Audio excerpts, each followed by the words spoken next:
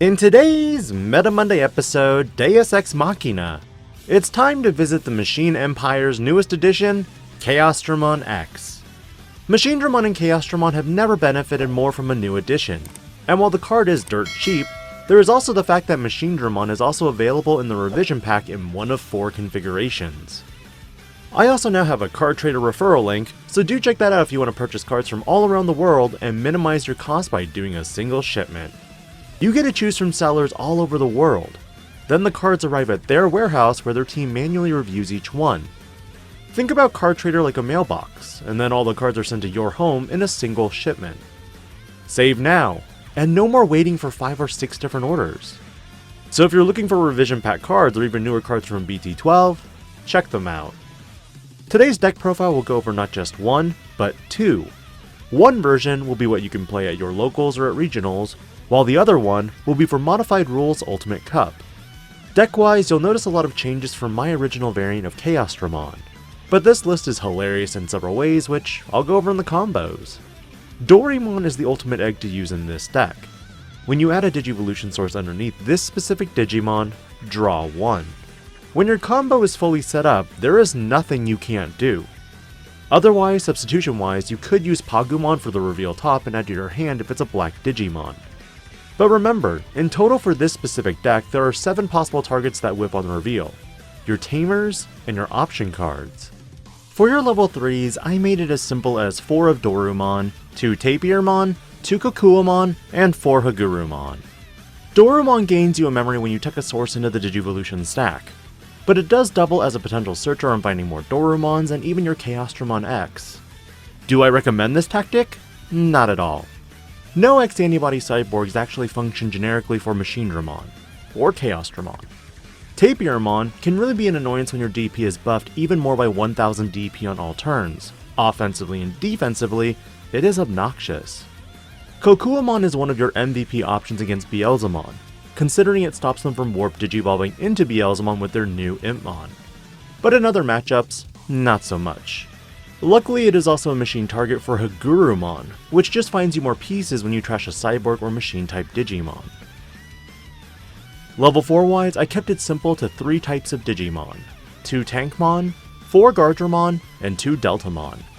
Tankmon is cheap to evo into, and is a machine-type Digimon, again another relevant target for Hagurumon. Guardramon is another card that helps filter through your deck while trashing any machine or cyborg Digimon to draw 2. Keep in mind that this is a mandatory effect and in longer games could be a cause for deck out. Deltamon originally was run in conjunction with Maki Himekawa with the Tapirmon, but overall I found Maki less effective and removed them for other Digimon. Deltamon is interesting in that you could digivolve into any of your multicolored level 5s for a cost of 2, suspending Tamers or Digimon and preventing them from unsuspending, deleting Tamers or Digimon of play cost 3 or less, or even de-digivolving and popping a Digimon with 3000 DP for 2, is a huge game changer, especially if you do more after. The cyborgs of this deck can range anywhere from 13 to 14 in total, and ultimately you choose the best counters in your current meta.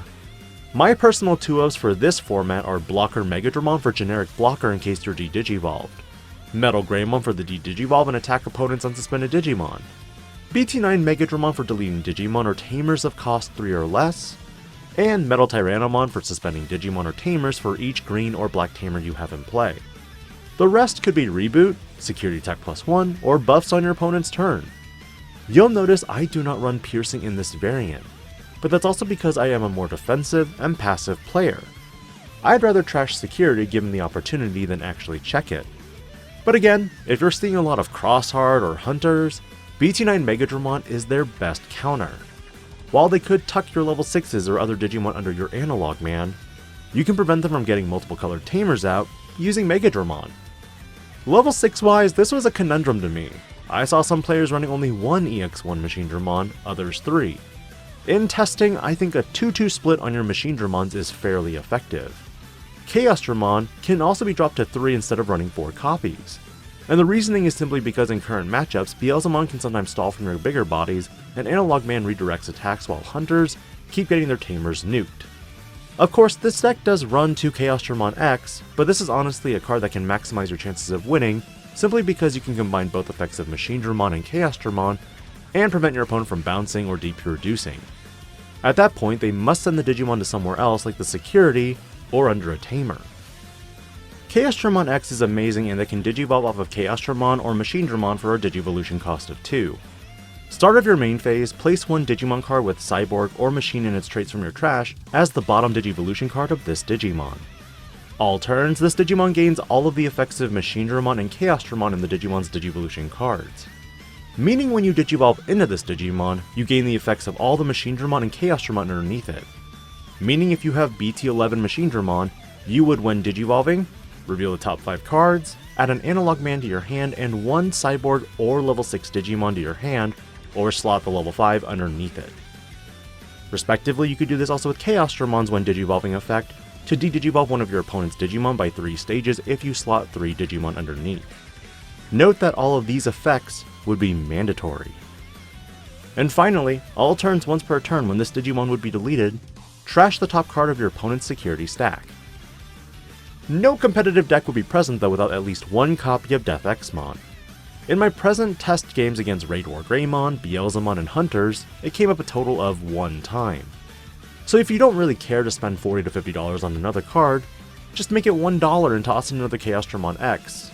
It's searchable off many cards including BT11 Machinedramon and Dorumon.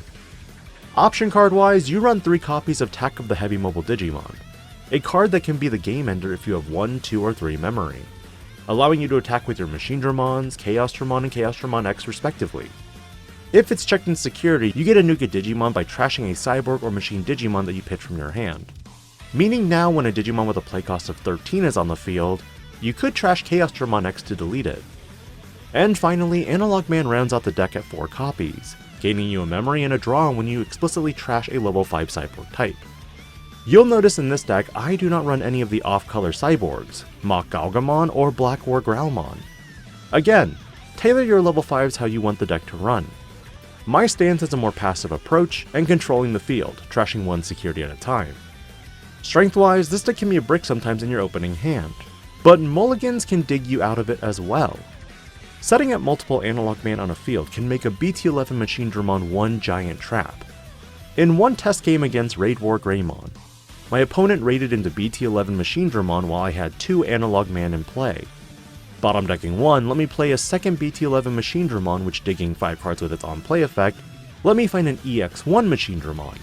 That when the Wargreymon went for a second attack, I forced the attack and redirected it to play my EX1 Machinedramon, then slotted 5 level 5 Cyborgs and gained 5 memory. Weakness wise, you are more likely to give your opponent on average 4 or more memory. At times this can bite you if your opponent is very memory efficient. Though the biggest weakness I would say for this deck is Pomumon. You can't play your Digimon by card effects, my man. But once you set up your trash with all your Cyborgs, play to the strengths of keeping your opponent's field minimum. Delete their Tamers when they're trying to get to a certain number of them. De-Digivolve others before they become a problem. Overall, this deck was very fun to play, and for my Ultimate Cup recommendation, you only have 1 card you need to change. Without Death Xmon, you could slot in another level 5, a Black Memory boost, or even add a Deltamon if you think you need it. While many players would think Deltamon is too expensive, a promote from Raise with 1 memory and an Analog Man is just enough to do some damage. What are your thoughts on the deck profile? And do you see yourself or maybe your friend or two bringing this deck to locals? Let me know your thoughts as I start crafting more Ultimate Cup builds for you to potentially use. This is Digi-Panda, logging out.